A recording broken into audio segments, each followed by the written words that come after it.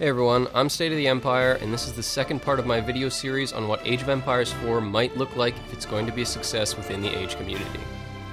In the first part, we took a look at why the fourth resource, stone, is a crucial piece of the Age of Empires puzzle, and in this video, we're going to talk about what I'm going to call factional symmetry. So what exactly does that mean? Basically, I'm going to try to argue that Age of Empires 4 ought to be a partial mirror game. What I mean by that is that I think the game's playable factions ought to have mostly the same units and structures, with a small number of unique units, upgrades, and bonuses, like the first two Age of Empires games. This contrasts with, for example, StarCraft. In both StarCraft games, players choose from one of three playable factions, each of which have their own completely unique set of units, structures, and upgrades. So, we could describe the factions in the first two Age of Empires games as mostly symmetrical, and the three unique factions in StarCraft as completely asymmetrical, hence the term factional symmetry. So why do I think Age of Empires 4 should be a partial mirror game, and by that I mean mostly symmetrical? Well, there are several reasons, and most of them have to do with balancing the game. As I'll explain in a bit, partial mirror games like Age of Empires 2 have a completely different relationship to the concept of balance altogether when compared to asymmetrical games like StarCraft. But first, let's briefly discuss why partial mirror games are easier to balance in the first place. In an asymmetrical RTS game, balance revolves around how the different factions' units interact. This dictates player strategy at the most basic level, and is the reason that strategy in these types of games is always discussed in terms of matchups. Let's look at an example, a Terran vs Protoss match in StarCraft Brood War. In this matchup, the Terran player will make a handful of Marines in the early game, either to defend against early aggression from the Protoss or to make a push of his own, depending on what he scouts. But by the time the Terran player has taken a second base, you're very unlikely to see any more barracks units for the rest of the game. The reason for this is that the basic Protoss units, the Zealot and the Dragoon, which will generally form the bulk of the Protoss army, are both very effective against barracks units, making them a bad investment in the matchup. This contrasts with the Terran vs Zerg matchup, in which barracks units will often make up the bulk of the Terran army. The point is, in an asymmetrical RTS game, units may have completely different roles in different matchups, and this can actually make the game harder to balance. If the developers tweak a unit to adjust its role in one matchup, it's hard to know how this change might affect its role in other matchups in which the unit may not be a problem. The more different factions in the game, the harder it will be to balance for this reason. On the other hand, the concept of balance in partial mirror games is better understood in comparison to fighting games. In a competitive fighting game with 30 or more different playable characters, players don't expect every character to be perfectly balanced in the first place.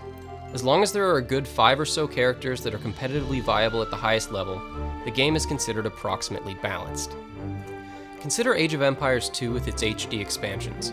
Given that there are now over 30 civilizations in the game, it would be fairly absurd to expect every single civilization matchup to be perfectly balanced on every map. However, as long as there's a decent handful of viable civilizations at the competitive level on any given map, then we can consider the game to be balanced. So why is this an advantage? Well, it's not automatically an advantage, but I think it's much better suited to the Age of Empires formula. If you've ever played StarCraft, StarCraft 2, or WarCraft 3, you'll know that the different playable races in these games all play very differently. If a high-level competitive player were to switch to another race, they would generally not be able to play at anywhere near the same skill level, because the races each have very different playstyles and game mechanics and reward different skill sets differently. This phenomenon doesn't quite exist in the same way in Age of Empires 2 and other partial mirror games. Because the playable civilizations all have most of the same units, there isn't as much of a learning curve in switching between them. Although players will often gravitate towards civilizations with bonuses geared toward their preferred units and tactics, the fundamental mechanics of playing the game remain the same regardless of your choice of civilization. Since Age of Empires features procedurally generated maps where players manage 4 resources and in which certain map features like the presence or absence of water, the amount and location of gold, and the prevalence of choke points all affect strategy at the most fundamental level, I think it's fair to say that the game is complicated enough without having to relearn it from scratch every time you want to try another civilization. These ideas are probably best understood as they relate to Age of Empires 3. Although Age of Mythology had previously included asymmetrical factions, it didn't suffer from the same problems, simply because there aren't that many major civilizations with their own unique polytheistic religion to begin with. In an historical Age of Empires game, players expect to be able to play as a large number of different civilizations. It appears that Ensemble Studios tried to strike a balance between the asymmetrical design of the civilizations in Age of Mythology with the mostly symmetrical design of the civilizations in the first two Age of Empires games, but in practice, the end result was more like the worst of both worlds. The vanilla version of Age of Empires 3 shipped with 8 civilizations: the British, Dutch, French, Germans, Ottomans, Portuguese, Russians, and Spanish. Each civilization has between 2 and 5 unique units, and a different combination of core units available to multiple civilizations. With the exception of some of the artillery, there isn't a single military unit that every civilization has in common.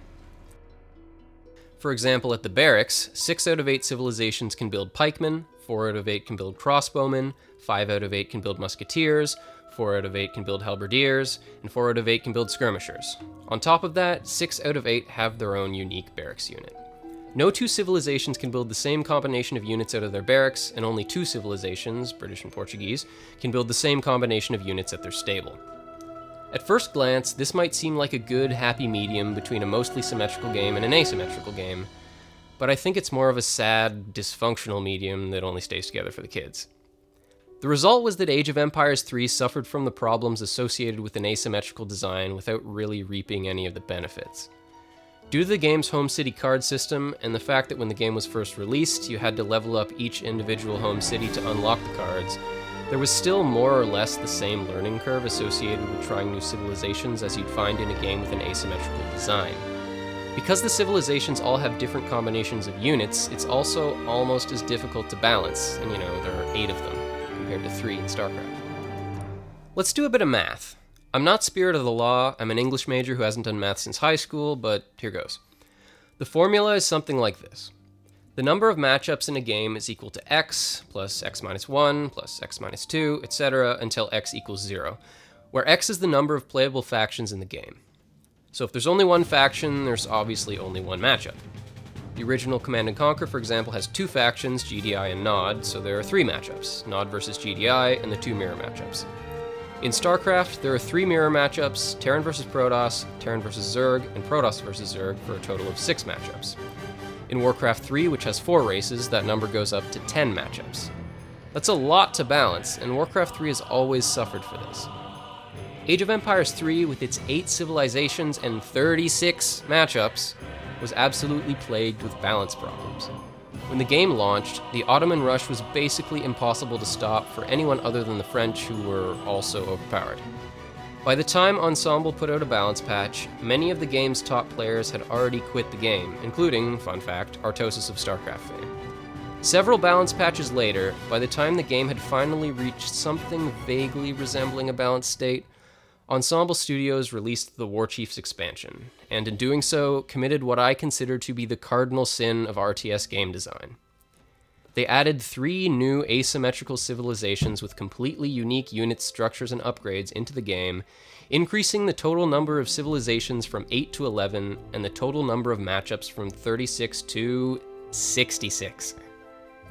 It is completely impossible to add new asymmetrical playable factions to an RTS game without utterly destroying any semblance of balance that it might have previously possessed. And unfortunately, no RTS developer other than Blizzard and Westwood back in the day seems to understand this. An RTS game ultimately stays afloat based on its competitive balance, and this is balance suicide. The second expansion, the Asian Dynasties, made things even worse, increasing the number of civilizations to 14 and the number of matchups to 105. I should probably note that the civilizations themselves were interesting enough. I enjoyed playing the Aztecs and the WarChiefs and the Japanese and the Asian Dynasties myself, but it did make the game impossible to balance. However, in an RTS game with a more symmetrical design, this nigh unspeakable sin is actually a great way to increase strategic diversity. This is what the HD expansions have done for Age of Empires 2. A large part of the reason this works is due to the Age of Empires formula itself. The game's tech tree is large enough and its economy complex enough that players have plenty of strategic options at their disposal, in spite of the similarities between the civilizations. The more symmetrical design, coupled with the absence of the home city mechanic, means that the game just doesn't have the same problems as Age of Empires 3. It's much easier to balance a game by tweaking civilization bonuses than by fundamentally altering important units. One last advantage to a more symmetrical design is that it works better for team games. This is actually more important than it might seem. MOBAs are far and away the most popular genre of esport right now, and yet they're even more complicated to explain to someone than an RTS game. You basically can't spectate them unless you play them. They're just really popular games, and I think there's a reason for this. It's sort of like how Call of Duty is so much more popular than Quake. It doesn't matter how much higher of a skill ceiling there is in Quake. Not too many people want to play a blocky, stressful 1v1 game.